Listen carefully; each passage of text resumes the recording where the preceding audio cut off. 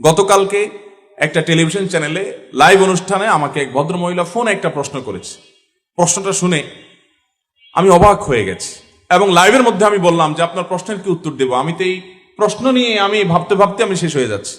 ভদ্রমহিলা প্রশ্ন করে বলছেন যে আমার স্বামী আমাকে অনেক কষ্ট দেয়, অনেক আমার হক নষ্ট করে। সে বাহির থেকে আসে, এসে মোবাইল টিভি রিমোট নিয়ে বসে, আমার দিকে তাকায়ও না, জিজ্ঞেসও করে না, অসুখ বিসুখ খেলাম কি মরলাম দেখা দেখি নাই, আমার কোনো হক সে আদায় করে না। আমি নামাজ পড়তে গেলেও সে ডিস্টার্ব করে। শেষ পর্যন্ত আমার নামাজ যেতে অসুবিধা হয়, সে 2-3টা পর্যন্ত নানান গুনাহের কাজে লিপ্ত থাকে। তো আমার অসুবিধা হয় দেখে আমি যখন তাকে রিকোয়েস্ট করি যে আমার নামাজের সময় অন্তত আমাকে একটু নামাজটা পড়তে দাও, তখন সে বলে তুমি আরেক রুমে গিয়ে শোও। তো ভদ্রমহিলার প্রশ্নের বিষয় হলো, বলতেছে হুজুর আমার জানার বিষয় হলো এই যে আমি আরেক রুমে গিয়ে ঘুমালাম, এতে কি আমার স্বামীর অধিকার নষ্ট করলাম কিনা। আমি বললাম সুবহানাল্লাহ, এত জুলুমের মধ্যে থেকে একজন মুসলমানের চিন্তা হলো যে আমার দ্বারা কোনো জুলুম হচ্ছে কিনা, আমার দ্বারা তার কোনো অধিকার নষ্ট হচ্ছে কিনা, এর নাম মুসলমান। এটা হলো খাঁটি মুসলমানের আলামত।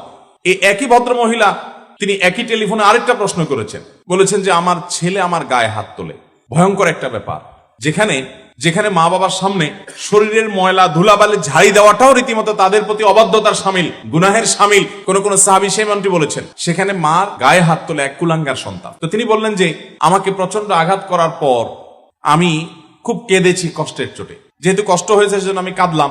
আমার কাঁদার কারণে আমার সন্তানের কোনো ক্ষতি হবে কিনা হুজুর, এই হলো প্রশ্ন। তো আমি বললাম যে আপনার এই প্রশ্ন থেকে আমাদের সবার শেখার আছে যে মুসলমান নিজের দায়িত্ব, নিজের যে অধিকার সেটা যদি পেতে তার কোন প্রকার তাকে সেটা আদায় করতে কেউ ত্রুটি বিচ্ছুতি করেও, যে আমার অধিকার কেউ আদায় করছে না, ত্রুটি বিচ্ছুতি করছে, অন্যায় করছে, সে দেখবে যে আমার দ্বারা কারোর অধিকার নষ্ট হচ্ছে কিনা। এর নাম হলো মুসলমান। আমরা আজকাল সবাই অধিকার সচেতন কিন্তু কর্তব্য সচেতন না।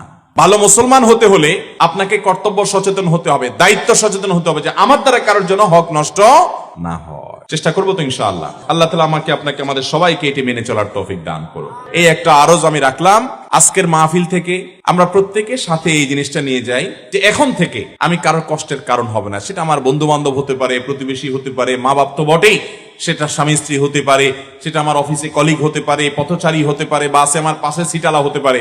আপনি দেখবেন যে ওই যে চেয়ার কোচ বাসগুলোতে যদি চড়েন অভ্যাস থাকে কারোর, তো দেখবেন প্রায় সময় কেওয়াজ বাদে কি হয়েছে, একজনের সিট ডাউন করে দিছে, একটু বেশি ডাউন করে দিছে, পিছনে যে সিট আছে তার বুকের উপর পড়ে গেছে সিটটা, তো মারে জোর করে ধাক্কা।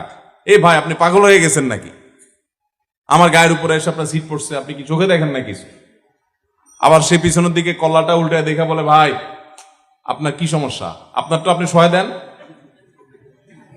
হয় কি হয় না বলেন ভাইরা আমার? আমাদের সমাজে আপনি যদি তাকান কোন জায়গায় যাবেন আপনি, আমাদের ভিতরে মনুষ্যত্ব, মানবতা, মানবিক গুণাবলী, মুসলমানের আখলাক আল্লাহর কসম ভাই হারিয়ে যাচ্ছে, নাই। অথচ যিনি সিটটা ডাউন করছেন তার উচিত ছিল যে পেছনের লোকদের ডিস্টার্ব হচ্ছে কিনা আস্তে আস্তে ডাউন করা এবং জিজ্ঞেস করা ভাই, কারণ ওই লোকটা তো প্রতিবেশী, পাশের সিট আলা প্রতিবেশী না, কয়েক ঘন্টার জন্য তো প্রতিবেশী। আর নবী সাল্লাল্লাহু আলাইহি সাল্লাম বলেছেন যে ব্যক্তির কষ্ট থেকে তার প্রতিবেশী নিরাপদ থাকে না, প্রতিবেশীকে কষ্ট দেওয়া থেকে যে ব্যক্তি বিরত থাকে না, সে ব্যক্তি ইমানদার হতে পারে না।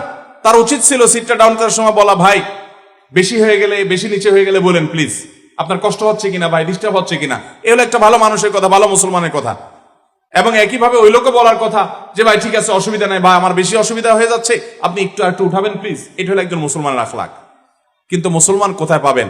রাস্তাঘাটে আচার আচরণ দেখলে মনে হবে সব মানুষ। মুসলমান তো পরের কথা, মানুষও কিনা এটা নিয়ে সন্দেহ হয়। এই যে কয়দিন আগে ফুটবল খেলা গেল, বিশ্বকাপ ফুটবল হলো, এই ফুটবল উপলক্ষে যে উন্মাদনা দেখা গেছে, আমাদের দেশে মূলধারার মিডিয়াতেও আপনি দেখবেন না এই বিষয়গুলোর কোনো সমালোচনা আছে, অর্থাৎ এগুলো যে দোষ অপরাধ, এগুলো নিয়ে সমাজে মানুষের কোনো চিন্তা ভাবনাই যেন নাই।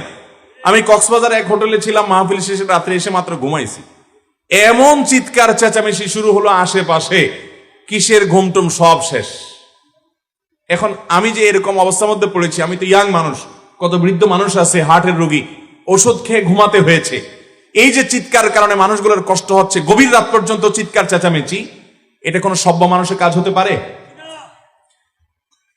একটা গোয়ালে যদি ধরেন 10-20টা গরু একসাথে থাকে, বা একটা চাতালে ধরেন অনেকগুলো ছাগল থাকে, বা একটা ফার্মে অনেকগুলো মুরগি থাকে একটা খোয়াড়ে, কোনদিন শুনছেন যে এরা একসাথে সবাই মিলে চিৎকার চেঁচামেচি করে আশেপাশে সবার ঘুম ভেঙে দিচ্ছে, এরকম কোনো ঘটনা শুনছেন?